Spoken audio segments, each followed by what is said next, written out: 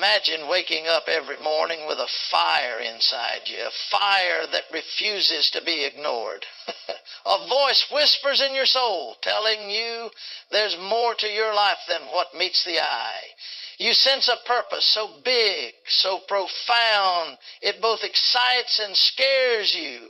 Yet when you look around, you feel different, misunderstood, overlooked, sometimes even rejected. Maybe you've wondered, why me? Why now? What if I told you that those feelings, that restlessness, that sense of being set apart, it's not by accident? What if I told you there are clear signs that show you're chosen by God?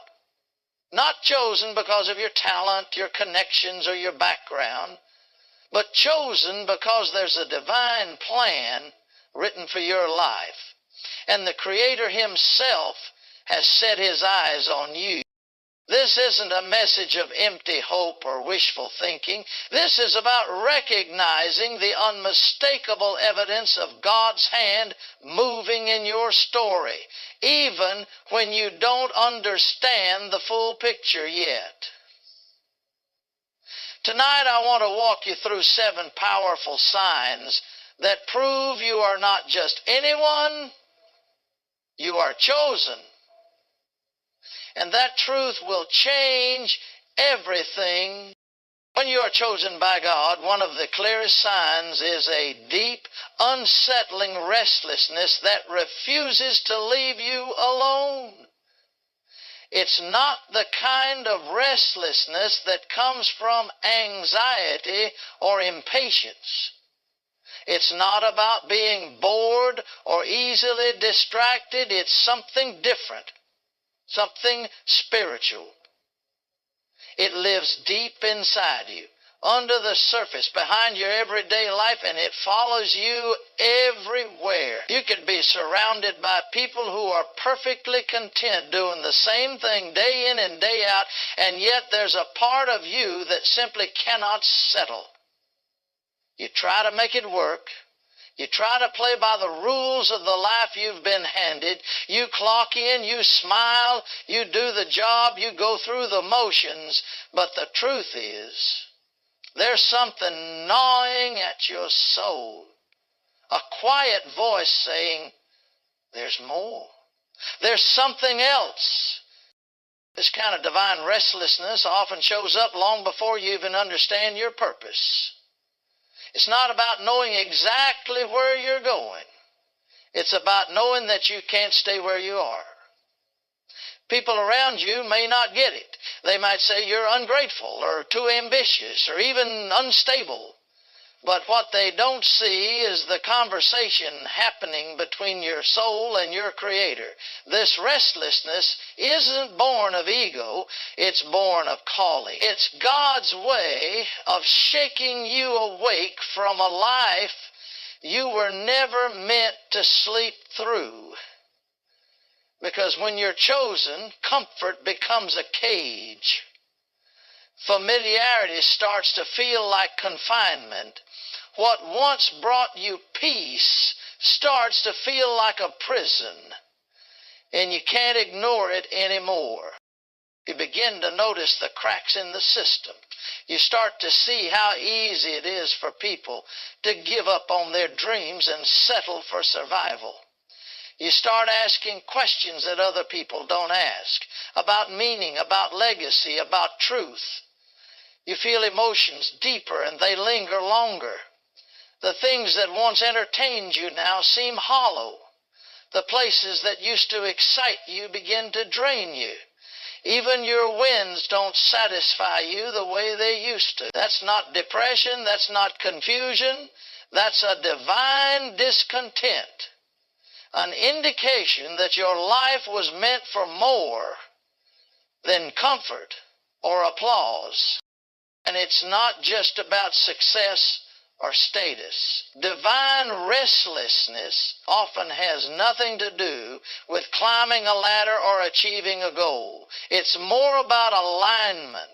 You could have the job, the title, the salary, and still feel empty. You could be surrounded by love and still feel like something's missing. And the truth is, Something is missing, not because you're broken, but because you're becoming. That restless feeling is heaven's alarm clock. It's God pulling you out of what's good so He can lead you into what's great. But the process is uncomfortable. It'll make you question everything. You'll wonder why you can't just be normal. Why you can't just be satisfied like everyone else. But that's exactly the point. You're not everyone else. You're marked, you're chosen, and chosen people are often restless people. Even when you try to ignore it, drown it in distraction, numb it with noise, it comes back. At night, in silence, in prayer, or in the middle of a normal day when everything feels fine, the restlessness returns. It's the whisper in your chest, the pull in your spirit, the ache in your bones. It's that sense that your life is meant to touch more than just your own needs. It's your future calling your name, even when you're not ready to answer. And God doesn't rush the process. He lets you wrestle with it. He lets you sit in the tension, not to torture you, but to train you, because if you can't carry the weight of divine restlessness, you won't be able to carry the weight of divine responsibility. This restlessness is not a curse, it's a calling in disguise. It's the birthplace of vision. It's the soil where faith starts to grow. It's how God stirs the spirit before He sets the direction. And if you feel it, if you know exactly what this kind of unrest feels like, then pay attention. That feeling isn't there to frustrate you. It's there to form you. Because before God moves you into destiny, He'll disturb your comfort, not to punish you, but to prepare you. When you are chosen by God, one of the most powerful and undeniable signs is the presence of unexplainable favor in your life. This kind of favor defies logic, breaks rules, and leaves people around you scratching their heads, wondering how things keep working out for you when, by all natural standards, they shouldn't. It's not something you can manufacture or manipulate. It's not tied to your resume, your background, or even your reputation. It's something bigger, something divine. Favor doesn't ask for permission. It doesn't wait for qualifications. It moves on your behalf because God has already decided that your life has purpose and no earthly system can overrule His plan. This favor shows up in ways that catch you off guard. You walk into rooms you didn't ask to be in. You get calls you didn't expect. You find yourself connected to people who could have easily overlooked you, but instead they see something in you even when you're unsure of what they're seeing. Doors open, not because you pushed them hard enough, but because they were meant to open for you. And the beauty of this favor is that it doesn't come after you've figured everything out. It often shows up when you're still stumbling through uncertainty, still trying to find your footing, still questioning your worth. That's how you know it's not you, it's Him. You may not have the best track record. You may not have come from the right place or followed the traditional path. But when you're chosen, God places a spotlight on your life that no man can dim. This doesn't mean you won't have obstacles or setbacks. It means that even in the midst of those challenges, there's something different about how you rise. While others are buried by failure, you seem to rise out of it with wisdom and strength you didn't even know you had. That's favor. It's not about life being easy. It's about God's hand being on you even when life gets hard. Unexplainable favor also manifests in timing. You show up at the right place, at the right moment, sometimes without even trying. You meet someone who has exactly what you need, a word, an opportunity, a connection. And you realize that had you arrived a minute earlier or later, you would have missed it. These coincidences start piling up, and eventually you stop calling them coincidences altogether. You begin to understand that God has been orchestrating your steps all along, arranging scenes behind the curtain, setting things in motion long before you ever showed up on the stage. You were just following what felt like instincts, but now you know it was divine strategy. People may try to explain your success by saying you were lucky, or that you had good timing, or the right friends, but you know better. You know the doors that opened had no reason to open for someone like you. You know the situations you survived should have broken you. You know the places you stood didn't make sense based on your history. And yet, there you were, standing, thriving, progressing. That kind of favor can't be taught. It can't be bought. It's not inherited through family or earned through effort. It's something that follows you because you've been marked by God. There's also a quiet kind of favor, the kind that shows up in how people are drawn to you without knowing why. They want to support you. They want to invest in you. They want to see you win. You walk into rooms where people feel compelled to help you, to open doors for you, to recommend you, even when they gain nothing from it. And often you're left wondering what you did to deserve it. But that's the thing. Favor isn't deserved. It's bestowed. It's given, not based on merit, but based on mission. God gives you favor to get you where you're supposed to be. And sometimes He'll use people you don't even know, people who don't believe what you believe, to get you there.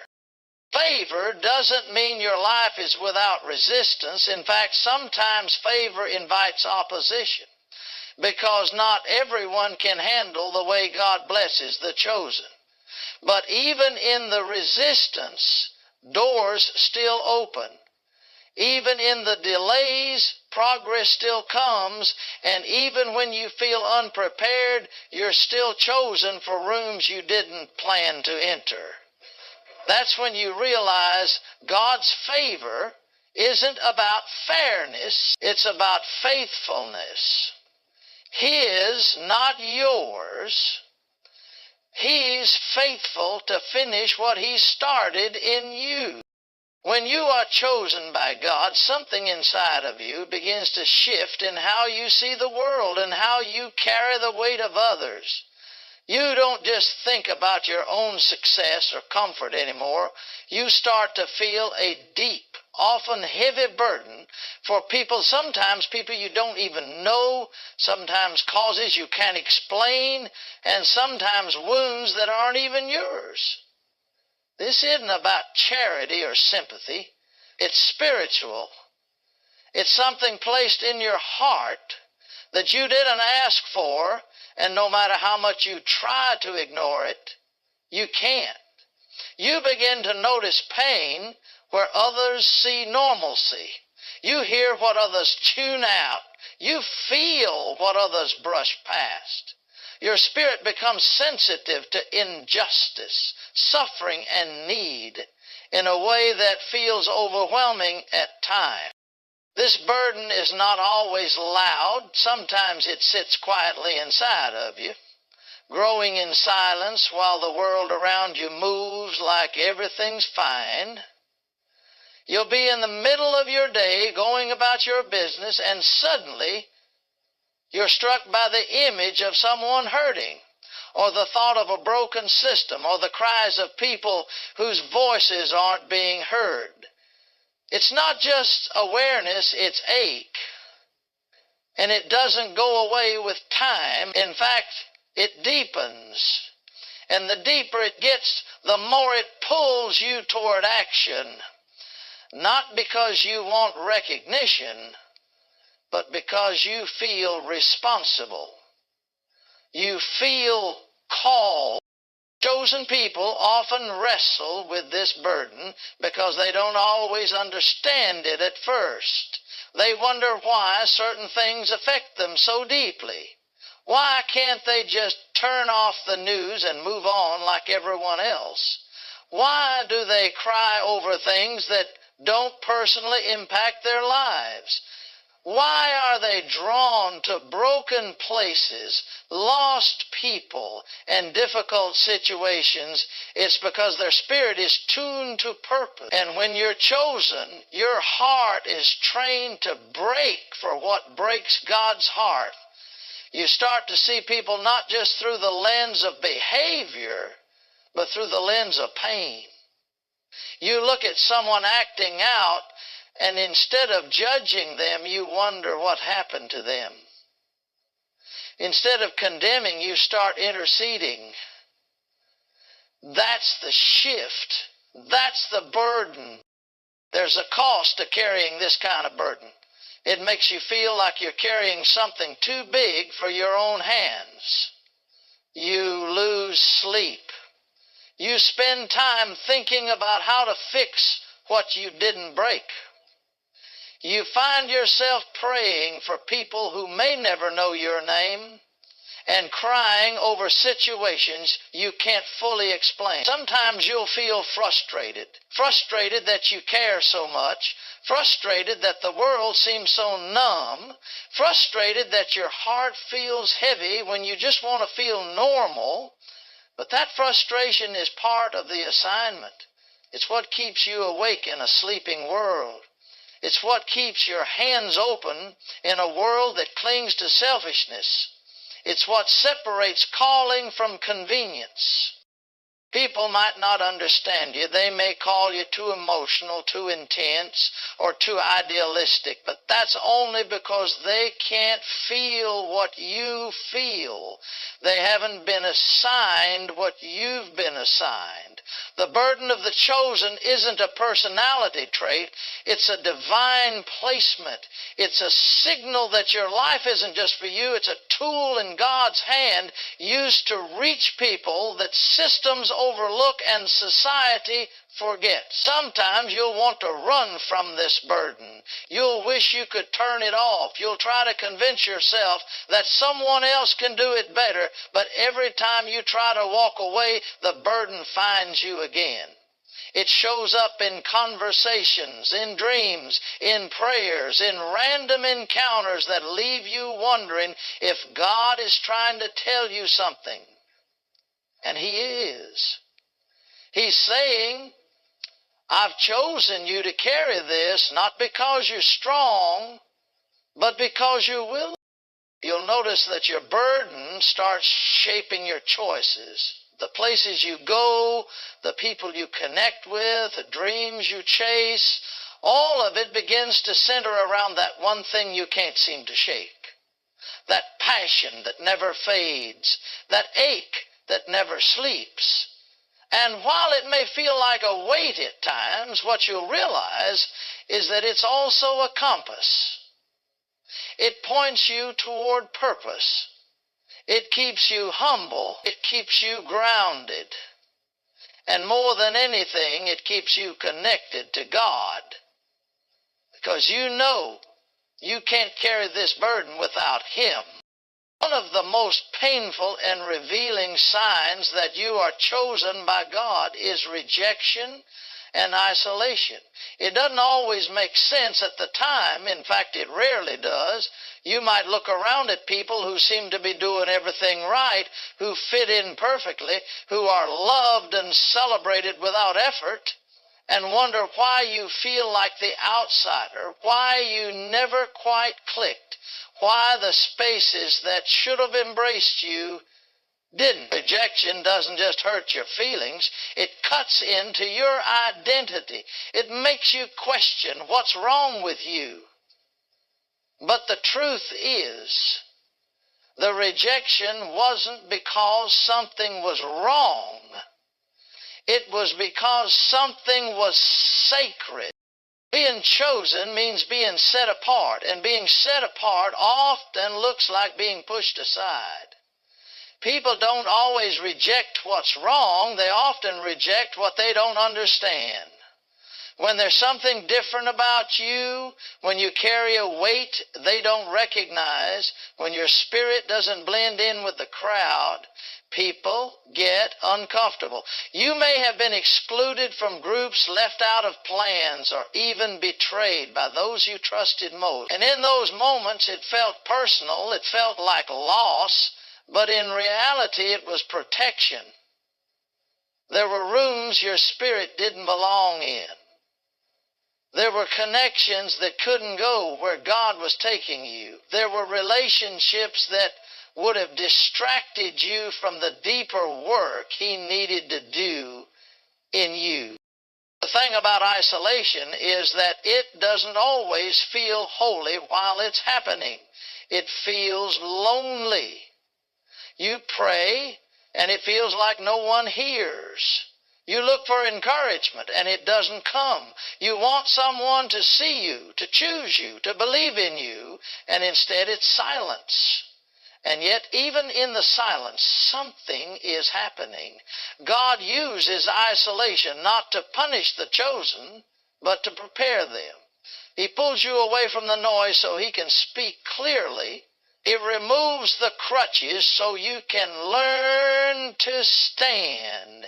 He allows the distance so you will learn to depend on Him, not them. One of the greatest assignments begin in hidden places. Before you're revealed, you're refined. Before you're launched, you're locked away. And during that time, God works on your character, your vision, your strength. He strips away the need to perform. He heals the parts of you that were performing just to be accepted.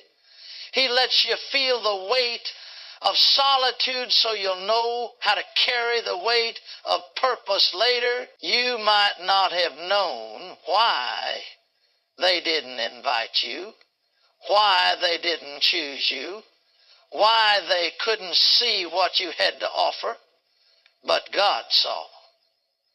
God chose. God knew. And He was more concerned with your becoming than your comfort. Rejection can feel like failure, especially when you're doing your best. You give your heart to something and it's still not enough. You stay loyal, but you're still forgotten. You show up, but you're still overlooked. These moments break something in you, but they also build something stronger. Each time you survive that heartbreak, you grow. You learn to hear God's voice above people's opinion. You learn to move forward without applause. You learn to serve without being seen. That's the kind of resilience that only comes from rejection. It's the quiet strength of someone who no longer depends on the crowd to confirm the calling. Isolation also has a way of teaching you things you wouldn't learn in community. You learn who you really are. You learn what matters to you. You learn how to be still, how to be honest, how to be faithful when no one is watching. These are the lessons that don't come from books or sermons. They come from the wilderness. from the space between called and sent. And in that space, you begin to understand that being chosen doesn't mean constant validation. Sometimes it means walking alone, misunderstood, even doubted, until the fruit of your obedience speaks for itself. God doesn't call you to isolation forever. But when He does call you to it for a season, it's because something in you needs to be formed in the dark. It's where He does His deepest work. It's where the noise stops and the transformation begins. And one day, when the doors do open, when the platform does come, when the people finally see what God has been building, you'll carry a strength that didn't come from popularity or position. It came from rejection. It came from the silence. It came from being alone with God and realizing that was enough.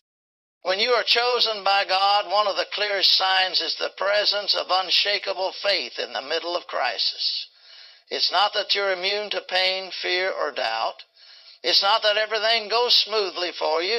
In fact, being chosen often brings storms that test your endurance and push you past your limits. But even in the thick of it, there's a part of you that won't let go. Something in your spirit refuses to give up. You may cry. You may question. You may even fall apart. But deep down, there's still a thread holding you together, whispering that this is not how your story ends. That thread is faith. And when it refuses to break under pressure, that's a sign God is with you. This faith doesn't always look pretty. Sometimes it looks like crawling forward when you can't walk. Sometimes it looks like praying through gritted teeth, not because you feel full of power, but because you've run out of options. It's the kind of faith that grows in the dark, when nothing around you gives you a reason to believe, but you believe anyway.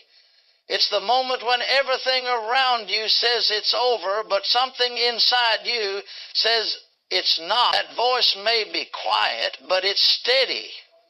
It may be trembling, but it doesn't lie. And if you listen closely, you realize that faith didn't come from you.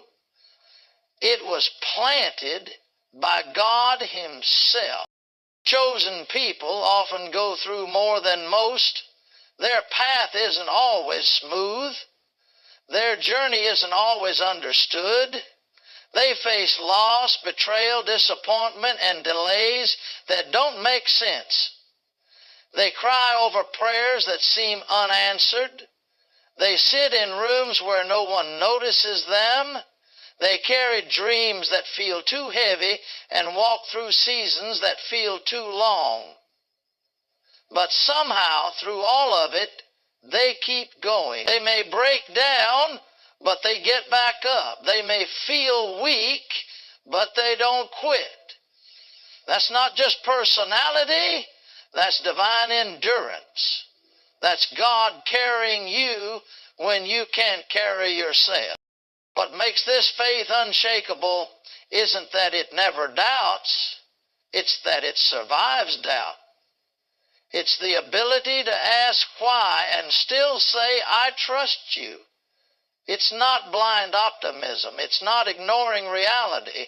It's staring reality in the face and still believing that God can change it.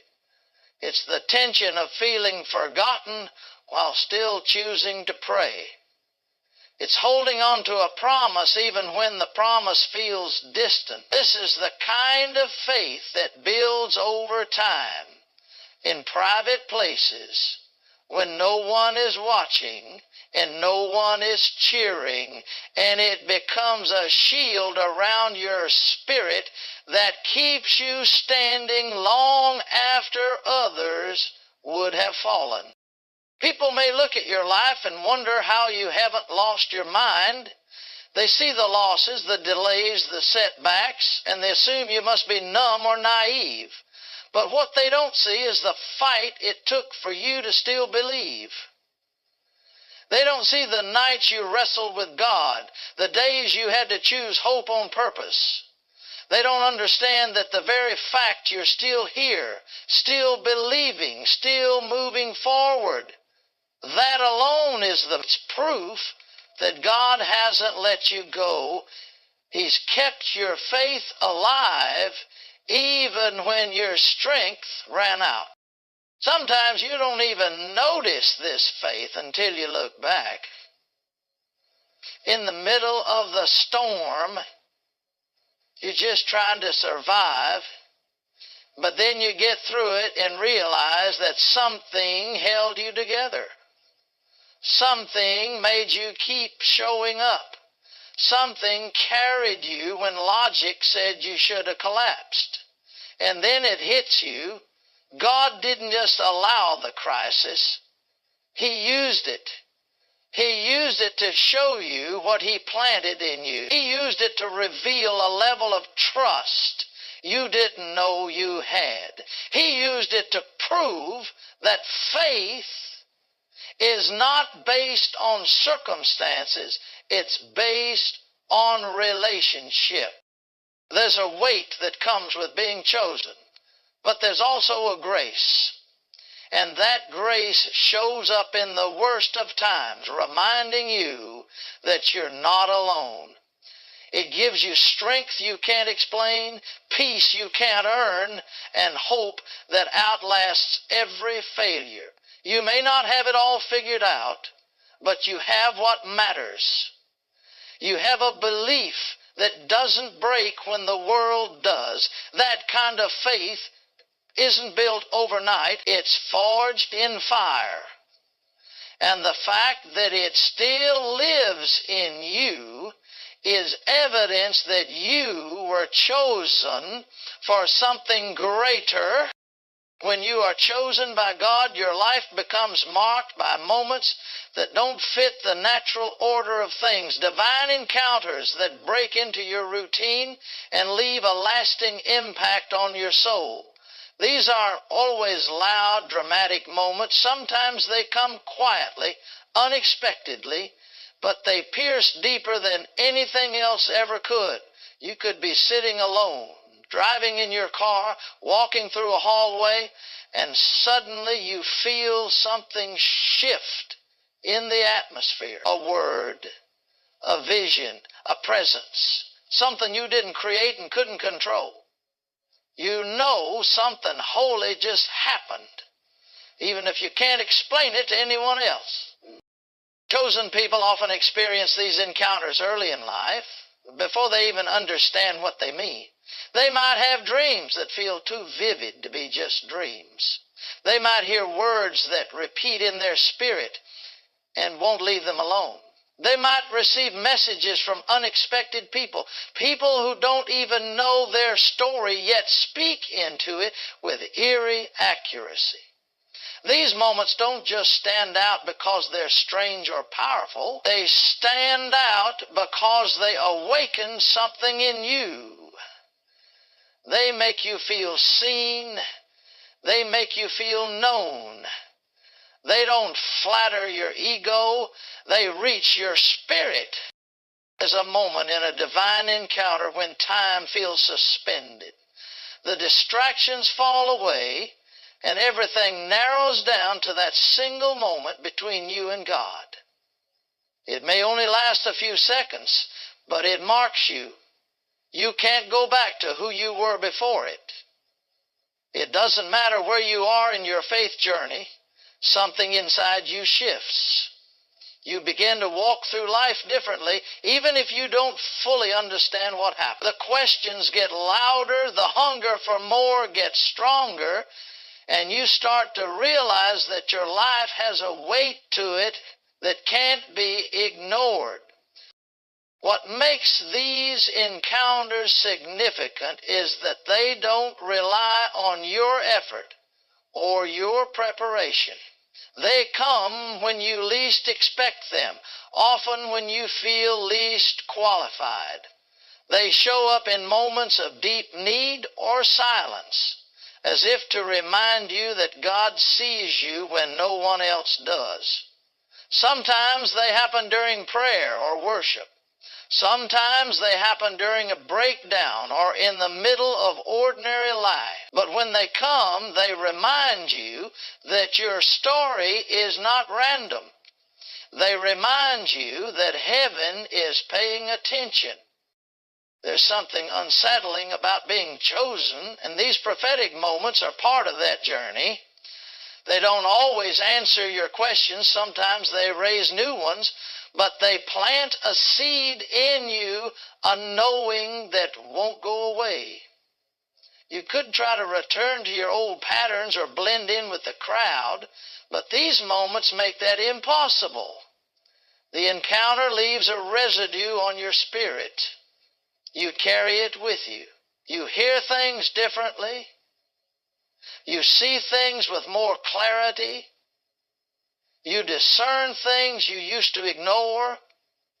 And even if no one else knows what you've experienced, you can't pretend it didn't happen. Some of these encounters come through people. A stranger speaks a word over you that confirms something you've only whispered in private. A mentor or leader sees something in you and calls it out before you've even lived it. Sometimes it comes through a sermon or a scripture that hits you like it was written just for you in that exact moment. Other times it's through silence, where no words are spoken, but you feel the weight of God's presence settle over you, and your heart breaks open in a way you didn't expect. These encounters don't make life easier, but they give you something stronger than comfort. They give you conviction. They remind you of the calling on your life when the world tries to make you forget. They act as anchors when everything feels unstable. You return to them in hard seasons. You replay them in your mind when you doubt yourself. You hold on to them when the process feels too long and the vision feels too distant. You remind yourself of what you heard, what you saw, what you felt, and that keeps you moving. The chosen don't always have clarity, but they have moments, sacred moments, that tell them they are not alone, not forgotten, not ordinary. These encounters don't elevate them above others. They simply pull them deeper into purpose. And when everything around them seems to fall apart, those moments become proof. Not that everything will go according to plan, but that God is still writing the plan, and they are a part of it. So now you've heard it, 7 signs that you're not just living, you're called. You're not just surviving, you're chosen. Chosen not because you were the smartest, the strongest, or the most popular. Chosen because God saw something in you that the world couldn't. You felt the divine restlessness. You've walked in unexplainable favor. You've carried the burden of others. You've endured rejection and isolation. You've held on to faith when everything was falling apart. You've encountered moments that could only come from heaven, and you've been pursued by a calling that refuses to let you go. These aren't coincidences, they're confirmations. And while the road may be difficult, it's sacred. Being chosen doesn't mean you'll have it easy. It means your life will have impact. It means your scars will carry purpose. Your story will carry weight. Your voice will carry healing. And your obedience will unlock breakthroughs not just for you, but for others. So walk boldly, speak truth, love deeply, and never forget, if you recognize even one of these signs, then you're not lost. You're marked. You're not behind. You're becoming. May your journey be guided by grace, your steps grounded in purpose, and your heart forever tuned to the voice that called you in the first place. You were not made to blend in. You were made to lead, to heal, to build, to transform. Thank you for listening. Thank you for showing up with open ears and open hearts. And most of all, thank you for being willing to say yes to what God has placed on your life. Good luck. Stay strong. And remember, you are chosen.